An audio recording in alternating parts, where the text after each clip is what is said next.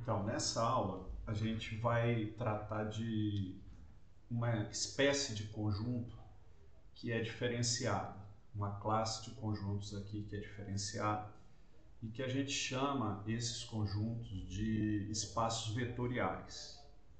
Então, para um conjunto ele ser um espaço vetorial, ele tem de ter algumas propriedades que o qualifiquem como tal. Tá certo? Então, eu vou colocar aqui duas dessas propriedades que são as mais importantes e daí a gente vai derivar outras propriedades que ajudam, então, a caracterizar completamente um conjunto como um espaço vetorial. Eu vou chamar o conjunto aqui de um conjunto E, tá certo? E para esse conjunto E ser um espaço vetorial, ele vai ter de satisfazer inicialmente duas propriedades, como eu falei, tá? Então a primeira delas é a seguinte: se eu tenho aqui dois elementos pertencentes ao conjunto E, que eu estou chamando de x, y, isso implica que a soma desses elementos aqui também precisa pertencer ao conjunto E, tá certo? E a segunda propriedade aqui é que se eu tiver um número real, né? Então eu vou chamar o alfa aqui um conjunto, um elemento dos números reais, né?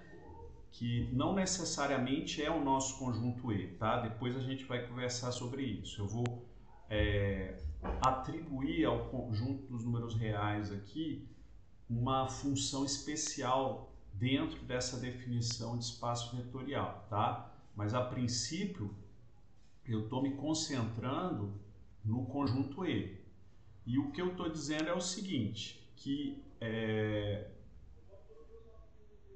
se eu tiver um elemento lá no conjunto E, e aqui eu tenho um alfa pertencente aos números reais, que pode ser qualquer número real então, se eu multiplicar esse elemento do espaço vetorial E por esse número real, o produto aqui, esse produto tem de estar lá dentro do conjunto E, tá certo? Então, essas são as duas propriedades iniciais que definem um espaço vetorial.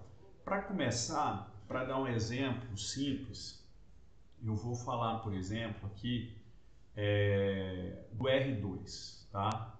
O R2. Então, quem são os elementos desse conjunto aqui do R2?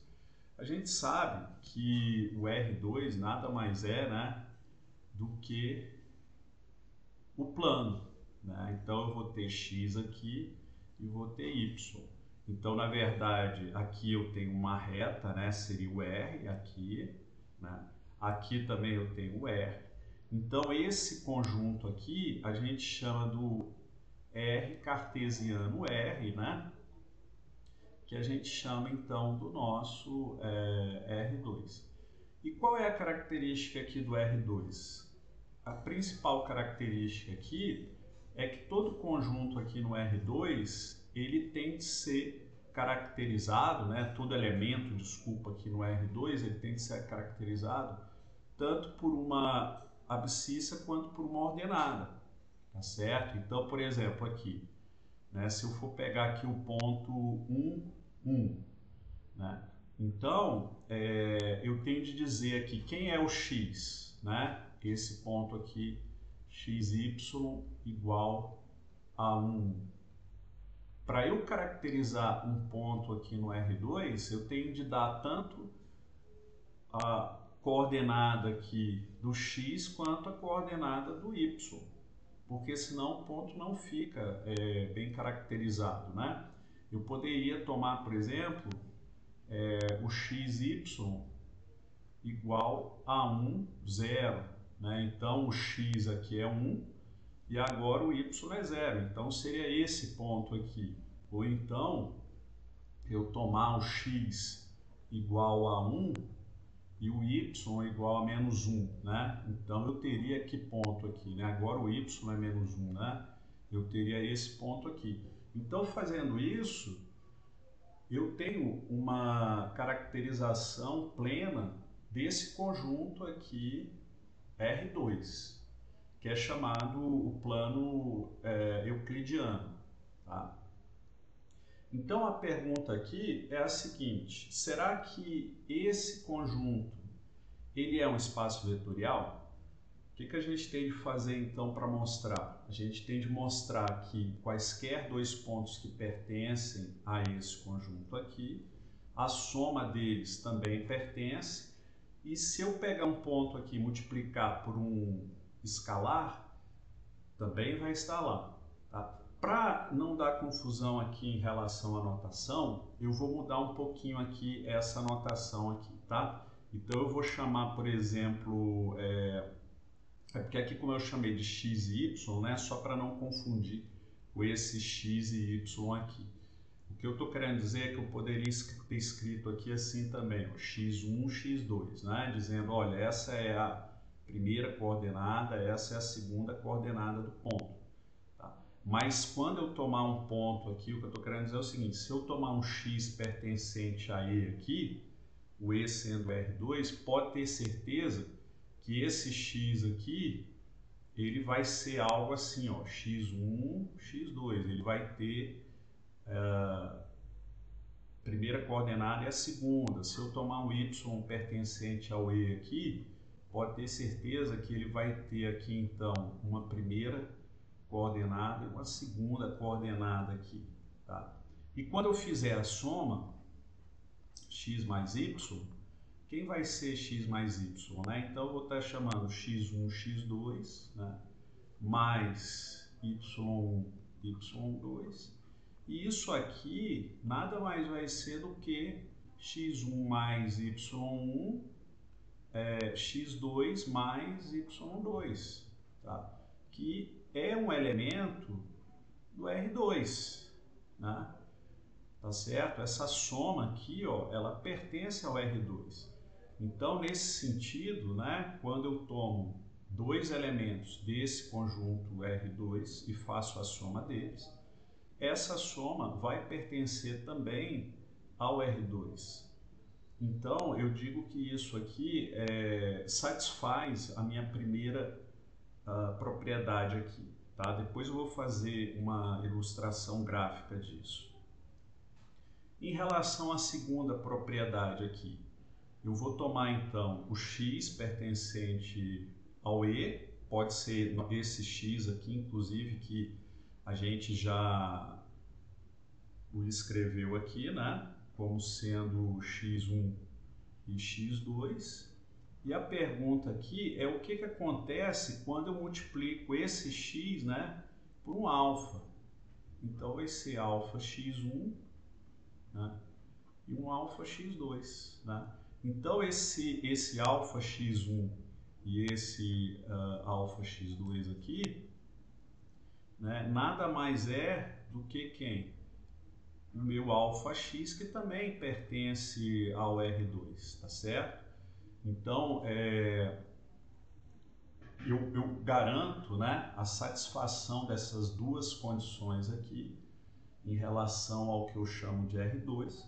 Então, o R2 para mim, ele vai ser um espaço vetorial. Eu não comecei esse exemplo falando da reta, né, porque se o R2 é um espaço vetorial, a reta também é um espaço vetorial, né, que seria só isso aqui, tá certo? Isso aqui é a reta, né? O R2 nada mais é do que o produto cartesiano da reta por ela mesma, né? Eu não comecei a falar sobre o fato de a reta ser um espaço vetorial porque a gente usa a reta como sendo o nosso conjunto, digamos assim, auxiliar aqui, tá? Não necessariamente esse conjunto aqui precisa ser a reta. Eu poderia ter, por exemplo, o conjunto dos números complexos, mas aí a gente já iria introduzir agora uma dificuldade desnecessária. Mas a reta em si, ela é um espaço vetorial. Por quê? Porque se você tomar dois pontos da reta, eu sei que se eu somar esses dois pontos aqui, eles também pertencem à reta. Se eu tomar um ponto aqui da reta, né, e multiplicar, então agora vai ser também multiplicando, né, porque o meu alfa ele sempre vai pertencer à reta, isso implica que o alfa vezes x também é um ponto da reta. Né? A gente sabe que, por exemplo, se eu tenho aqui o x, né, e se eu tenho o y, eu posso somar esses, vamos supor que aqui esteja o zero, né, que sejam pontos positivos aqui, né, valores positivos do x e y, né. Então, se eu somar aqui o meu x, né, que é esse valor aqui, e somar ao meu y aqui, eu vou obter um valor aqui, né, que vai ter a soma aqui do x, né, digamos, a soma do x mais y, que também é um ponto que pertence aqui, né, ao conjunto dos números reais. Por exemplo, se eu tenho o x aqui, né, o desenho aqui não está muito bom, mas eu acho que dá para entender, né? Esse é o x, tá? Esse é o x. Se eu tomar um alfa aqui negativo, né? Por exemplo, alfa igual a menos 1, então esse vetor aqui, ele passa a ser, esse vetor aqui continua sendo um número real, né? Só que ele passa a ser o vetor menos x.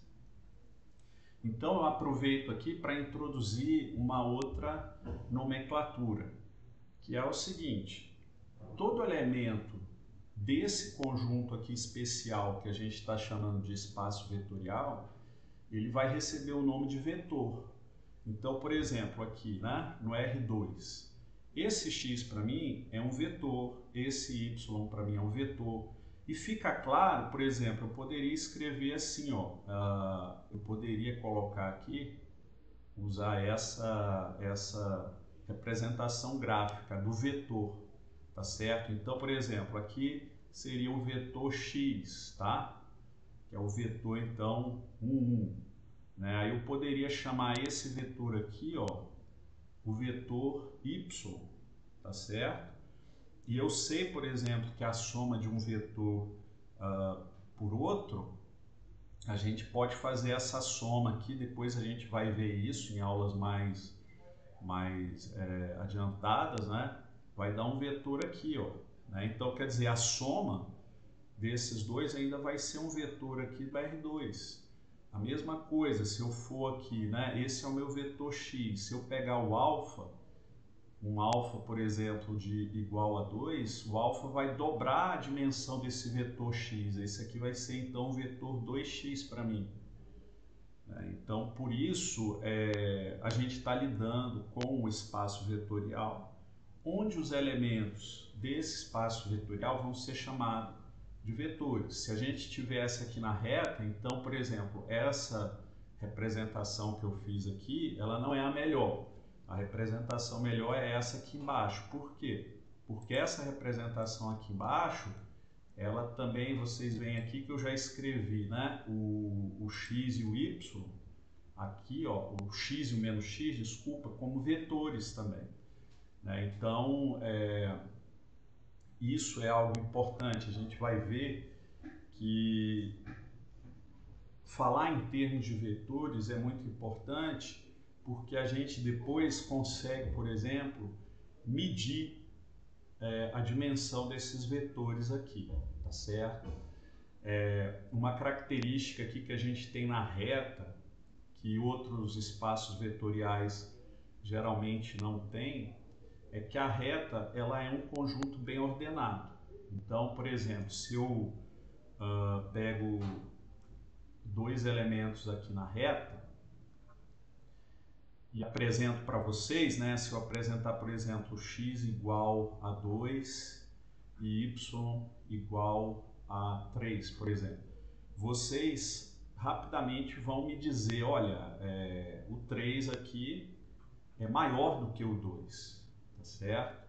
Então, isso aqui é uma propriedade que a reta tem chamada boa ordenação, tá certo?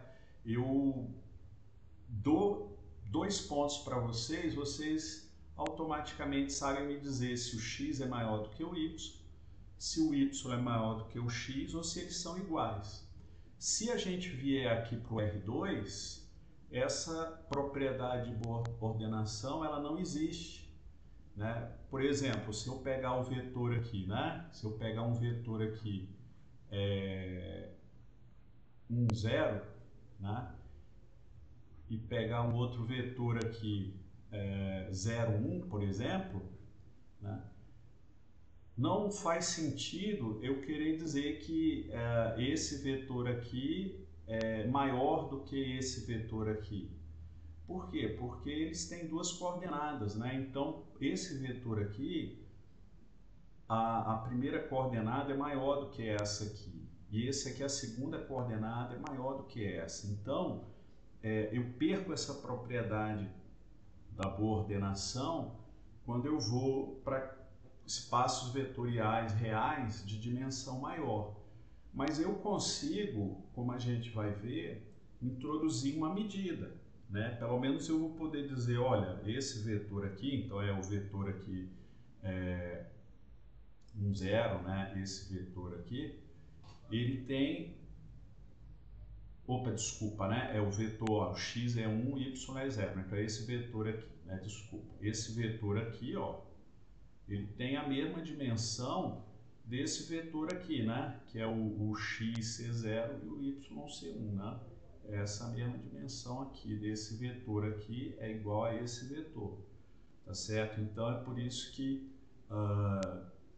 é importante, a gente vai introduzir posteriormente uma forma de medir os vetores, tá? Quando eu falo de espaços vetoriais também, há uma série de outras, digamos, propriedades que eu posso falar sobre os espaços vetoriais, tá? Então, vou definir aqui E sendo um espaço vetorial, tá certo? Então, por exemplo, eu posso falar de uma propriedade aqui comutativa, né? Por exemplo, x mais y vai ser igual a y mais x, né? Eu não preciso nem colocar aqui o parênteses, tá? Então, se isso aqui é um espaço vetorial, eu sei que x mais y é igual a y mais x, né? Tem uma propriedade aqui comutativa, né?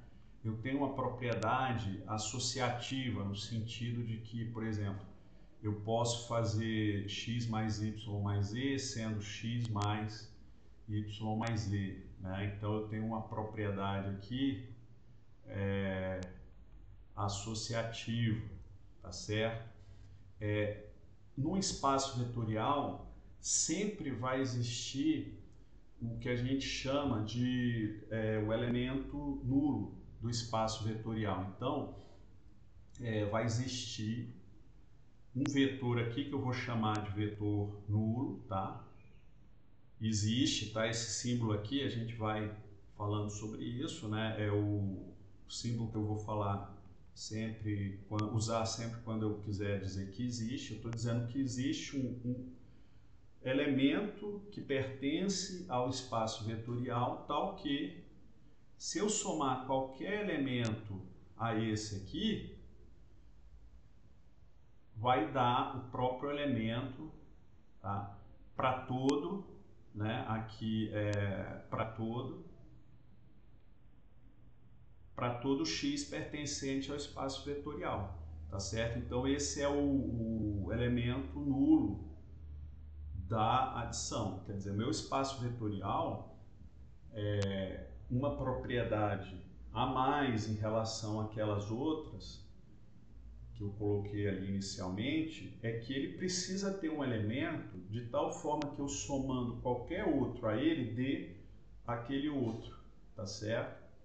Então eu falo isso, às vezes o pessoal não entende bem por que a gente faz essas propriedades, porque a propriedade comutativa e associativa a gente está bem familiarizado, por exemplo, do segundo grau, né? Agora, quando a gente chega aqui, a gente vai ver que tem outras propriedades que são importantes também e que nem sempre a gente está atento a elas, tá? Então essa aqui é o elemento neutro da adição, tá? Vou chamar aqui de a existência de um elemento neutro. Uma consequência dessa terceira propriedade aqui é o seguinte, tá? É que, então, olha só, vou usar de novo essa anotação aqui, é uma flechinha, tá? Para todo, então olha só, para todo x pertencente a E, né, eu vou dizer que existe, meu existe aqui de novo, né? Existe um menos x pertencente a E, tal que se eu somar o x ao menos x, isso aqui tem de dar quem? Tem de dar o elemento neutro da adição, tá? Então isso aqui é muito importante no espaço vetorial. E aí vocês percebem, por exemplo, imagine que a gente tomasse o conjunto dos números naturais, por exemplo, né? A gente sabe que o conjunto dos números naturais ele é esse conjunto aqui, por exemplo, né? Essa é a definição mais usual, né? Tem algumas definições do conjunto número natural que eu não gosto muito, que eles colocam o zero também, né? Então, por exemplo, se essa fosse a conversão que a gente utilizaria aqui, vocês veem que ela satisfaria, por exemplo, essa noção aqui, né? Porque, olha, tem o zero aqui dentro, né? Mas ela não satisfaria essa segunda. Por quê? Porque, por exemplo, eu tenho um 1 aqui que pertence ao conjunto dos números naturais, mas eu não tenho um número aqui dentro, além do... Quer dizer, não tem nenhum número aqui dentro que eu somado a 1, ele deu zero, tá certo? Então, o que eu estou querendo dizer é o seguinte, mesmo que eu adote essa definição mais extensa do conjunto dos números naturais, que é um conjunto infinito, tá? Se vocês observarem aqui, ó, isso aqui tem infinitos números aqui dentro, mas ele não é um espaço vetorial, tá? Então aqui é um contra-exemplo, né? Eu dei lá na primeira tela ali dois exemplos de espaços vetoriais, que são a reta e o R2. Então, aqui um contra-exemplo, né? O N, ele não é um espaço vetorial, um conjunto número natural. Mesmo que a gente coloque o zero aqui, tá? Satisfazendo, então, porque se a gente for para essa definição do conjunto dos números naturais, ela não satisfaz nem a 3, né? Então, aqui, a gente, de cara, né, eu poderia até ter utilizado aqui como um contra-exemplo ali, a gente já poderia concluir que ele não é o espaço vetorial. Mas mesmo que a gente coloque o zero aqui, então a gente não tem o conjunto dos números naturais sendo um espaço vetorial, tá certo? E aí, já que a gente falou aqui do conjunto dos números naturais, por que a gente não fala, então, do conjunto dos números inteiros, né? A gente sabe que o conjunto dos números inteiros, ele tem a vantagem aqui, né? Que eu poderia colocar aqui, por exemplo, menos 2, né? Menos 1, o zero, com certeza está lá, né? 1, 2, infinito, né? Então, por exemplo, o conjunto dos inteiros, ele parece que passa bem nesses dois testes aqui, né? Ó, por quê? Porque tem o zero? Tem. O zero pertence ao Z, né? Então, o zero pertence a Z. Ele tem um elemento neutro da adição lá. Está aqui, né? E será que para todo x o elemento simétrico dele está lá? Tá, porque olha só, né? Se eu tomar o 1 aqui, o 1 pertencente ao z, eu descubro que o menos 1 pertence ao z também, né? E eu sei que se eu fizer 1 menos 1, isso dá 0, que é justamente essa condição aqui que eu preciso, tá? Então, o conjunto dos números inteiros, ele satisfaz, e ele satisfaz também, por exemplo, a comutatividade, né? Tanto faz eu fazer 1 mais 2 é igual a 2 mais 1, né? Então, eu posso fazer aqui 1 mais 2, né? Isso é igual a 2 mais 1, tá? Satisfaz. Associatividade. Satisfaz, né? Tanto faz eu fazer 1 mais 2 mais 3, né? Isso aqui é a mesma coisa de eu fazer 1 mais 2 mais 3, né? Isso aqui vai dar 6 e isso aqui vai dar 6 também. Então, a propriedade associativa vale também. Só que a gente vai mostrar que o conjunto dos números inteiros, ele não é um espaço vetorial porque ele não satisfaz essa propriedade aqui, tá? Essa segunda propriedade aqui, tá certo?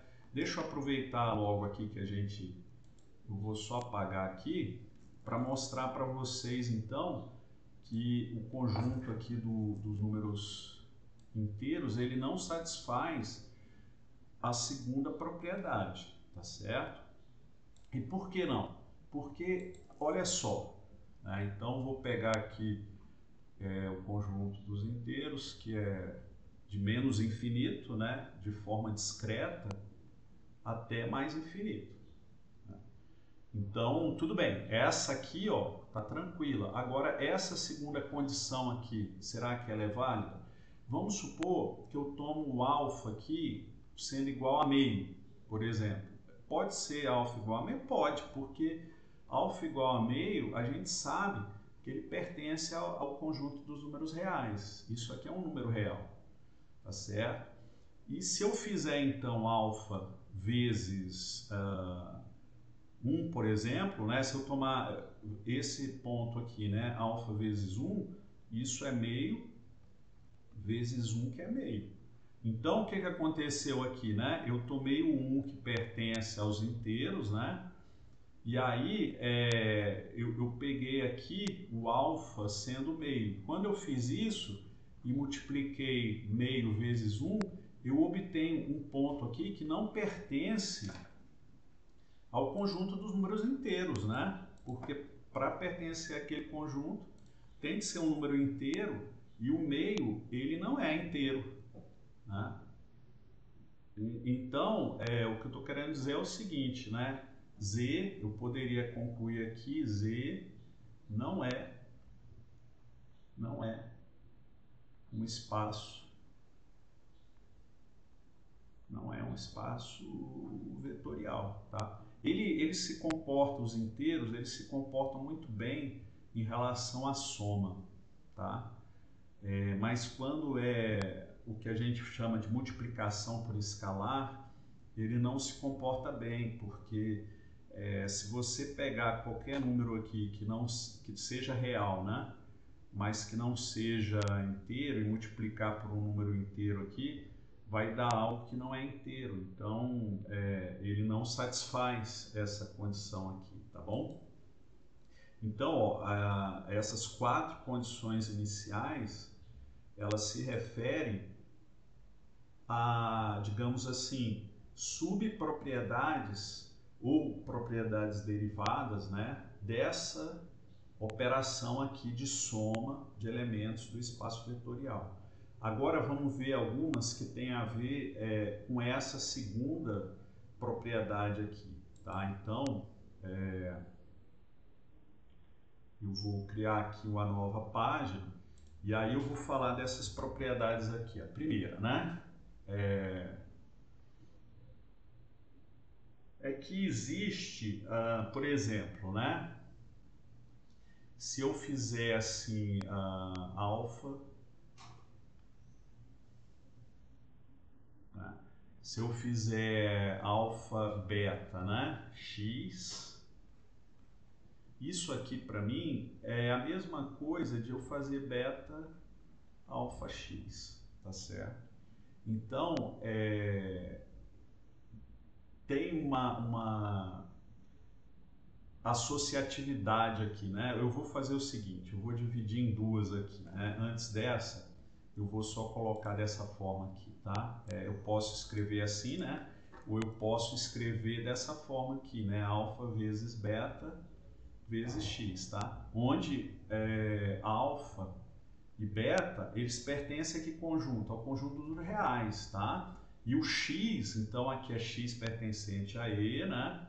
X pertencente ao meu espaço vetorial, tá certo? E aí o que acontece, né?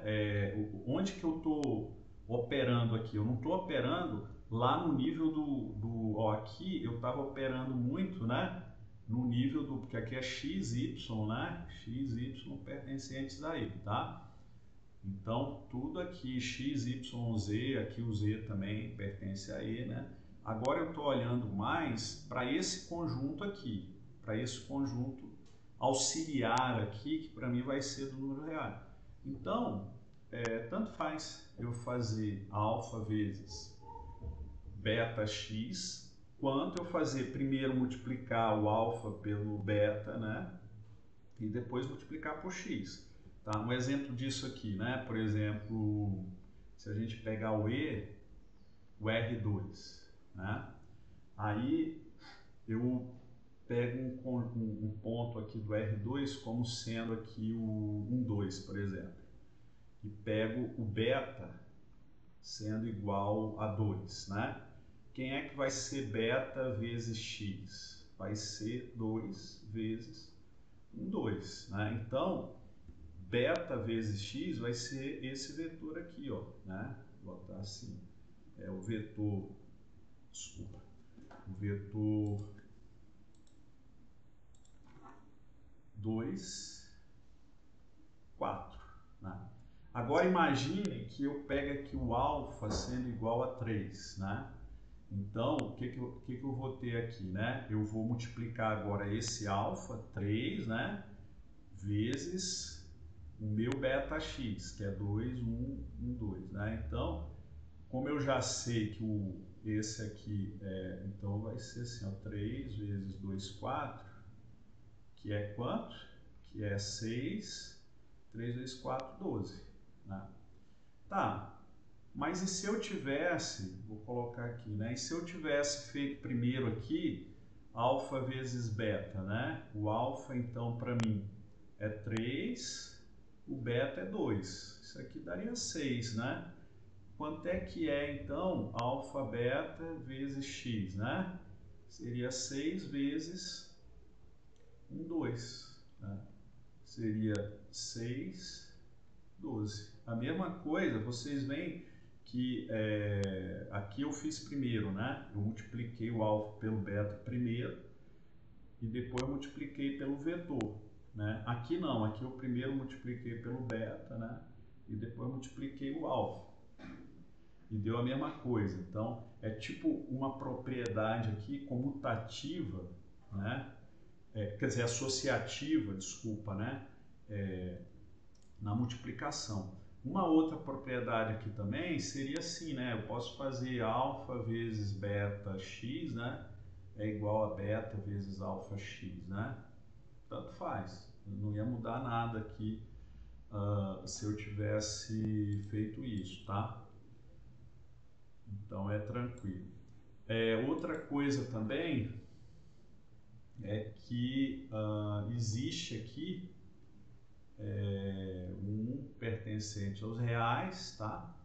Tal que 1 vezes x é igual a x, tá? Então isso aqui é como se fosse um elemento neutro da multiplicação por escalar, né? Da mesma forma que aqui, ó, na soma, tá? Olha só, existia um elemento lá, de tal forma que se eu somasse qualquer vetor com esse elemento, dava o próprio vetor, né? Aqui também, ó, vai existir um número lá nos números reais, tal que para qualquer vetor que eu multiplique por esse número, dá ele mesmo. Né? Então, a gente tem aqui a propriedade lá do elemento neutro da multiplicação, tá? Então, eu acho que essas são as propriedades mais relevantes. Eu poderia fazer uma oitava propriedade aqui, né, que seria, digamos assim, misturar, né? Eu fazer assim, por exemplo, deixa eu ver aqui, sim, é algo do tipo assim, né? Aqui, ó, alfa mais beta vezes x, né? Isso é igual a alfa x mais beta x, né? Ou então eu fazia assim, ó, alfa x mais y, né? Então eu teria alfa x mais alfa y. É uma propriedade distributiva, né? Distributiva, e ela vale tanto para, assim, eu posso fazer a distributiva aqui, né? Tanto em relação ao número real aqui, né? O alfa mais beta, é claro que o alfa e o beta pertencem aos números reais, né? E aqui o x pertencente a e, né? Quanto em relação ao xy, né? Aqui o alfa está pertencente aos reais e o xy está pertencente a e, tá certo? Então, a gente pode fazer isso aí também e com isso a gente caracteriza totalmente o que seja um espaço vetorial, né? Então, para a gente chamar um conjunto, né? Um conjunto qualquer, né? Se apresentam para a gente um conjunto qualquer. Para a gente dizer que esse conjunto é um espaço vetorial, ele precisa ter, além dessas propriedades aqui 1 e 2, ele precisa ter essas outras propriedades aqui que derivam das propriedades 1 e 2, tá? Tem muito a ver com as propriedades 1 e 2, mas é importante a gente verificar, né? Por exemplo, há pessoas que, por exemplo, afirmam, né, que você pode, daqui, por exemplo, olha só, da propriedade 2, porque a gente sabe que como o alfa pertencente aos reais, a gente sabe que o zero pertence aos reais, né? Então, o que acontece? Para qualquer vetor aqui, se eu multiplicar o alfa vezes o x aqui, eu vou obter um elemento nulo, né? Então, o que eu estou querendo dizer é o seguinte, a gente pode ver algumas dessas propriedades aqui como sendo decorrentes dessa propriedade aqui. Por exemplo, a gente sabe que o alfa igual a menos 1, ele pertence aos reais. Então, se eu tenho um vetor x e multiplico por alfa menos 1, aqui é claro que o menos x também está lá. Então, essa outra propriedade aqui, ó, ela pode ser derivada também, né? E a ideia é essa mesmo, que essas outras propriedades aqui, elas decorram, principalmente essas aqui, tá? Elas decorram dessas duas propriedades aqui. E para a gente completar essa aula, que aí eu acho que vai ficar bem claro o conceito de espaço vetorial, a gente vai tomar agora, a gente vai pensar no seguinte, tá? Então eu tenho aqui um conjunto E, que é um espaço vetorial, e a minha pergunta é a seguinte: deixa eu tomar aqui dentro desse conjunto E um subespaço desse conjunto aqui, tá certo? Então, um subconjunto desse conjunto E. Então, olha só o que eu estou falando. E é um espaço vetorial, tá certo? E eu tomo aqui, então, um subconjunto, o F para mim, desculpa, o F para mim, ele é um subconjunto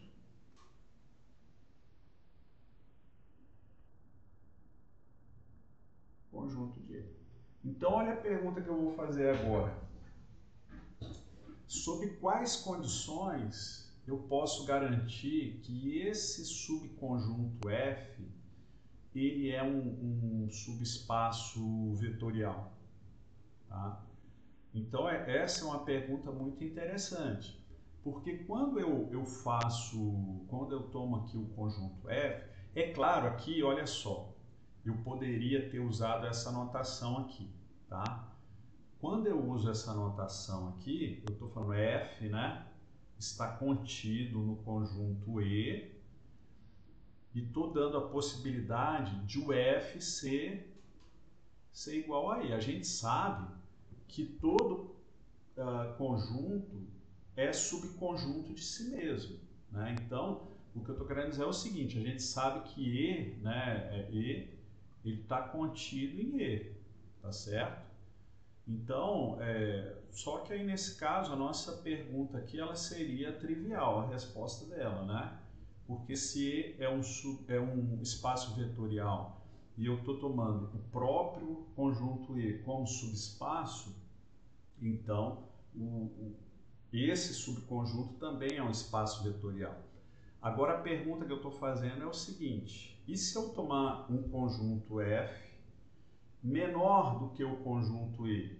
Né? Então, geralmente, ou eu escrevo o está contido sem essa barrinha aqui embaixo, ou então eu faço assim, né? Para denotar o seguinte, olha, o F ele está contido aqui no E, mas ele não é exatamente o conjunto E. E a pergunta é a seguinte, F é um espaço vetorial? Tá certo? Se eu responder afirmativamente a essa pergunta aqui, eu vou dizer que F é um subespaço vetorial de E. Como eu diria, né, que F é um subconjunto de E. Então essa é a pergunta. E aí vocês vão entender melhor por que a gente faz essas condições aqui. Porque se eu não tiver essas condições, o que eu vou ter de verificar ali para o conjunto F é isso aqui, ó, tá? Eu vou ter de verificar essas duas condições. Mas olha só, eu sei que para um conjunto ser um espaço vetorial, por essa condição aqui, ó, quem que vai estar lá? O zero. Então, por exemplo, né, vamos supor aqui que eu tenha o E que seja igual ao R2, tá? E aí eu vou definir aqui o F dessa forma aqui. F é igual a xy pertencentes ao R2, né? Tal que x é igual a y. Tá certo? Então, primeira coisa, esse conjunto F aqui, ele é um subconjunto do E? Olha, eu sei que o conjunto E é o conjunto de todas as duplas, né? Do tipo aqui, xy, né? Ou x1, y2, independentemente aqui da notação que a gente usa. E aqui eu defini o f como sendo xy, tal que o x é igual a y. Então, na verdade, o que eu fiz aqui, né? Eu falei, olha, dentro desse conjunto universo aqui, que é o R2, eu agora quero apenas os pontos em que o x seja igual a y. Então, por exemplo, x igual a 1, y igual a 1, está lá. Né? Tá lá por quê? Porque aqui, ó, né? 1 está aqui. X menos 1, y menos 1, tá lá? Tá, né? Porque x menos 1 é igual a y menos 1. X igual a 2, y igual a 2, tá lá? Tá. né? Porque, então, só aumentando aqui, né? Estaria aqui o 2 também. Esse ponto está lá também. X igual a meio, y igual a meio. Tá lá? Tá. Tá lá, né? Aqui meio e aqui meio também. Tá lá. Então, na verdade, eu sei que esse conjunto F aqui que eu defini, ele vai ser uma reta, né? Passando aqui na origem, no desenho não tá bom, mas eu espero que vocês acreditem que isso aqui é uma reta. Deixa eu tentar aqui melhorar meu desenho, vou fazer de uma forma aqui um pouco diferente, tá? Aqui, né? Esse seria o desenho, o conjunto F aqui para mim, então, seria uma reta aqui que pegaria todos esses pontos aqui, ó, né? Todos, não só os inteiros, né? Como a gente falou anteriormente, eu tenho valores aqui que são racionais, até irracionais, está aqui dentro, né? Todo mundo está aqui dentro. Aí minha pergunta aqui é a seguinte: F é um subespaço vetorial, né? Assim, um subespaço de E, tá? Então, primeira coisa, aqui, vamos utilizar essa. Olha só o que eu falei aqui. Eu preciso que o zero esteja lá, tá? Para ser um espaço vetorial. Então, para ser um subespaço vetorial, né? Um subespaço vetorial aqui, eu também preciso. Aí eu venho aqui e falo assim, será que 0, 0 pertence a F? Por quê? Quem é o zero aqui? Observe o seguinte, tá? Eu acho que uma coisa que tem de ser bem ressaltada aqui, quando eu falo assim, zero pertencente a E, eu não estou falando zero pertencente aos reais, tá? Eu estou falando zero pertencente ao espaço vetorial. Então, o que eu estou querendo dizer é o seguinte, por exemplo, nesse espaço vetorial aqui do R2, quem que vai ser o zero aqui para mim? Às vezes a gente até coloca um tracinho assim em cima, tá? Uma setinha. Deixa eu melhorar isso aqui, tá? Para diferenciar do zero da reta, né? Então, esse ponto aqui, ele é o 0, 0. Então, a pergunta é a seguinte, será que esse vetor aqui, 0, 0, ele pertence a F? Pertence, né? Por quê? Porque como eu estou fazendo F sendo x igual a y, sim, né? Então, o 0 é igual a 0. Então, ele pertence, né? Aí, olha só a segunda pergunta, né? Suponha que o xy pertence a f, tá? Aqui. Então vamos para essas duas aqui são fáceis, né? Essas duas aqui, tá? A gente verificaria facilmente. Eu estou indo logo aqui na terceira, porque eu vou dar um contra-exemplo depois. É muito fácil. Se você achar aqui que não existe, se o zero não pertencesse àquele conjunto lá, a gente já descartaria como sendo um espaço vetorial. Aqui, essa condição também. Vamos observar rapidamente, assim, vamos supor, quem é o x aqui pertencente a...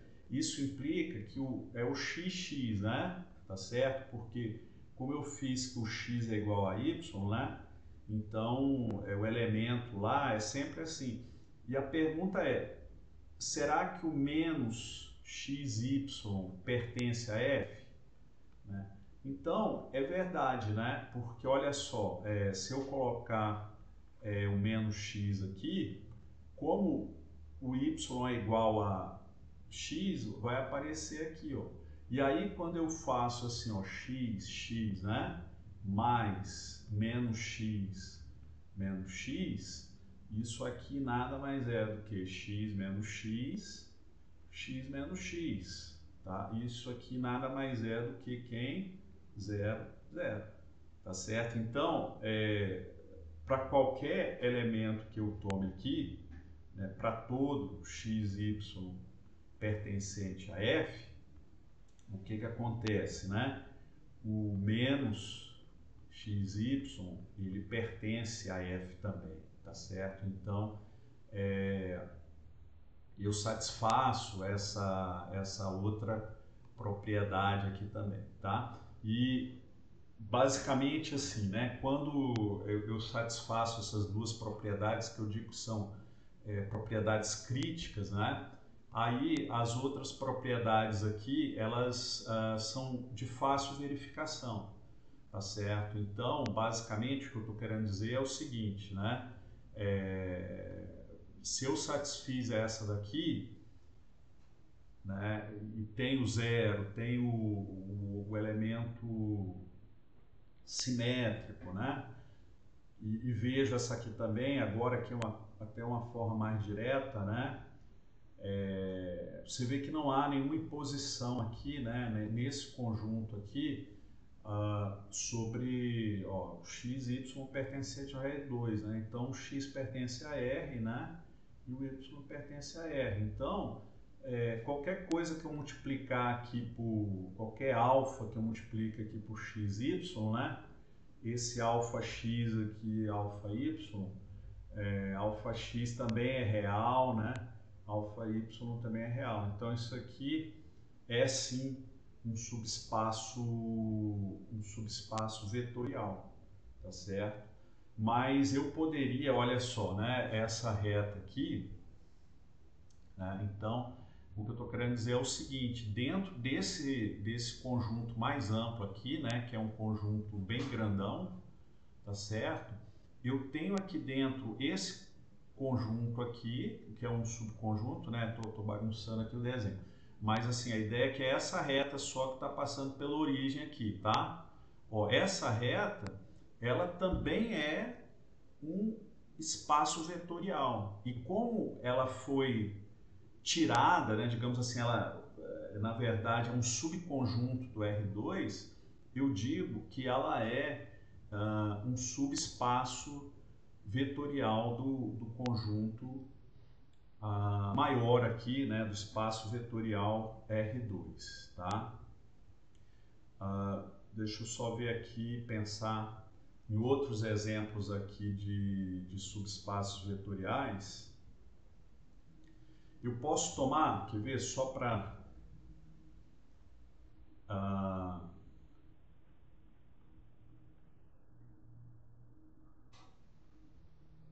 deixa eu, por exemplo, suponha que eu defina aqui, ó, meu espaço vetorial, matrizes 2 por 2. Então, só para a gente finalizar, eu defino um conjunto E aqui, ó, que são um conjunto das matrizes 2 por 2, tá? Matrizes assim A, B, C, D, onde A, B, C e D, todos eles pertencem aos números reais, né? Então a gente sabe que uma matriz, né, é só uma tabela. Se eu estou dizendo que é 2 por 2, né, então ela tem essa configuração aqui, né?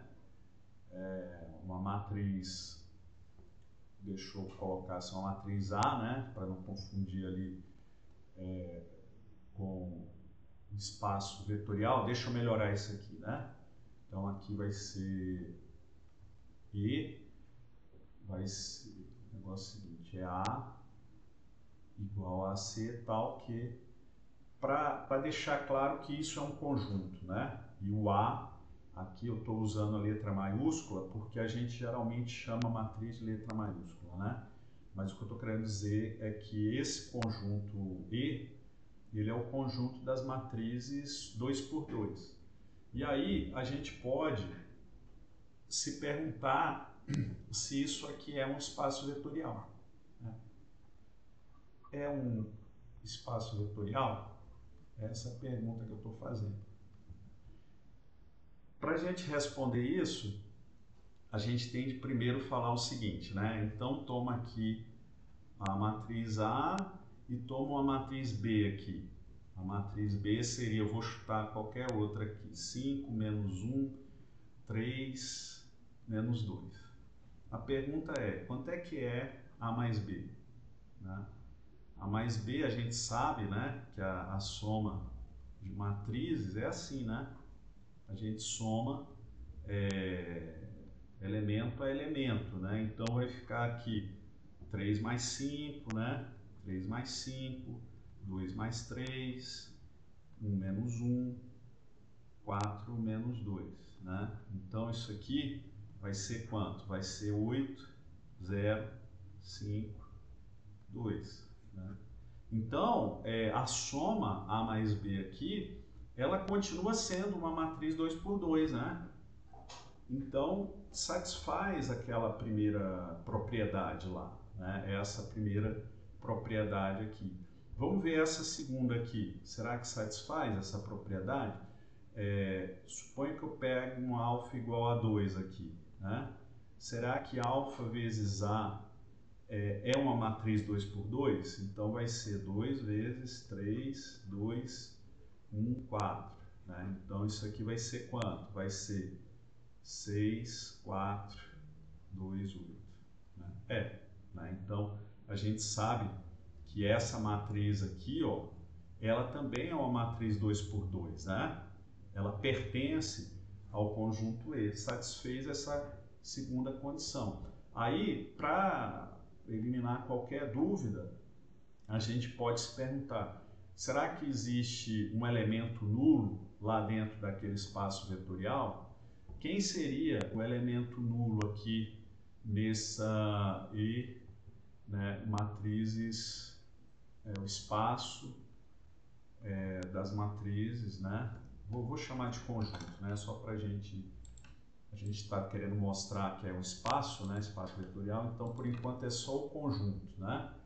Conjunto de matrizes 2 por 2. Bem, a gente sabe que 0, 0, 0, 0, né, é uma matriz 2 por 2, né? Então ela está lá também. Né? E se eu pegar qualquer matriz aqui, né? Se eu pegar uma matriz assim, 2, 3, 5, menos 1, se eu tomar uma matriz menos A, assim, ó, menos 2, menos 3, 5 e 1, ela também é uma matriz quadrada. Então ela está lá também. Né? Então aqui eu posso dizer que o zero, e aí olha a minha notação aqui de novo, né? Em vez de eu poderia só escrever assim, ó, o zero pertence a ele, né? Aqui, ó, a matriz A está lá, o simétrico dela está lá, né? Satisfaz tanto essa propriedade aqui quanto essa aqui. Né? E a gente viu aqui, né, que se eu multiplicar por qualquer escalar, ela também continua sendo uma matriz 2 por 2. Né? Então, o que eu estou querendo dizer é o seguinte, que se eu definir E como o conjunto das matrizes 2 por 2 e perguntar se ela é um espaço vetorial, a minha pergunta é sim. Tá bom? É isso. Obrigado.